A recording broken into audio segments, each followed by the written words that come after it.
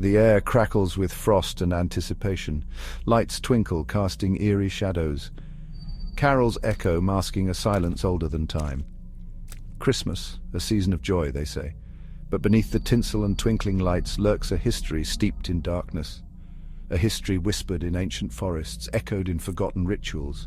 This is not the Christmas of sugar plums and reindeer games. This is the Christmas of ancient gods and primeval fears. A time when the veil between worlds thinned and the darkness held sway. We gather around glowing trees, oblivious to their pagan past. We hang mistletoe, unaware of its connection to ancient sacrifices. We celebrate, but the shadows of the past linger, whispering tales of a time when Christmas was a festival not of light, but of fear.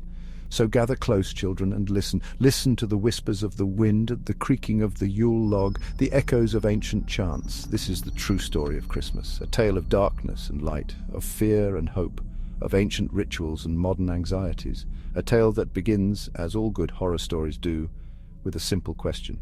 Are you afraid of the dark? Long before the birth of Christ, our ancestors trembled before the power of winter. The days grew short, the nights long and cruel. The sun, a distant memory. Fear gripped their hearts. It was a time of famine, of death, of the unknown lurking just beyond the flickering firelight. To appease the gods of winter, they held festivals. Sacrifices were made, bonfires blazed, and the air filled with the rhythm of chanting. These were not celebrations of joy, but desperate pleas for survival, for the return of the sun, for life to triumph over the encroaching darkness. One such festival was Yule, a 12-day celebration honoring the Norse god Odin. In the frozen heart of winter, as the world slept under a blanket of snow, they feasted, drank, and told stories. Stories of gods and monsters, of heroes and valkyries, of the eternal battle between light and darkness. These stories, passed down through generations, became intertwined with the very fabric of winter. They were more than just entertainment. They were a way of life, a connection to the ancient rhythms of the earth, a reminder that even in the darkest of times, hope could survive. The Yule log, now a symbol of warmth and cheer, has a past steeped in blood and sacrifice. Originally, it was not just a log, but a carefully chosen tree, felled in a sacred grove with prayers and incantations. Each night, a portion of the log was burned, a flickering offering to the gods, a plea for their favor in the coming year.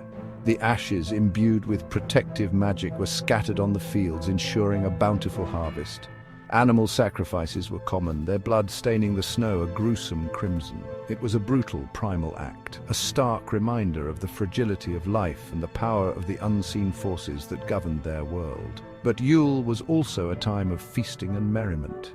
The long nights were filled with music, dancing, and storytelling. It was a time for communities to come together, to find solace in shared traditions, to remind themselves that even in the face of death, life, in all its messy, chaotic glory, would go on.